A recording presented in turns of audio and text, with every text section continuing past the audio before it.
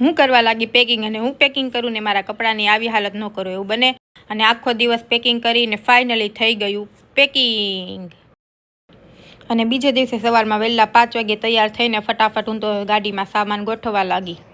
ગાડીમાં સામાન તો મારી મમ્મી જ મૂકતી હતી, હું ખાલી મારા મમ્મીની મદદ કરતી હતી. અને જો સવારની પોરમાં કેટલું અંધારું છે, અને તો ગાડીમાં સામાન મૂકવામાં પૂરી 1 કલાક કરી અને ઘરને તાળું બાળું મારીને પેક કરીને અમે નીકળી જઈએ છીએ બહાર જવા માટે. તો અમે બહાર ક્યાં જઈએ છીએ તમે જોતા રહેજો.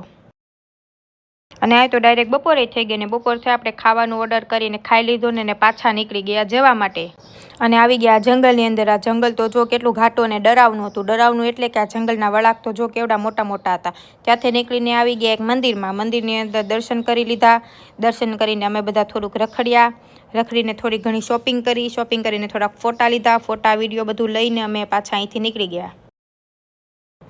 પાછા આવી ગયા અમે બીજા લોકેશન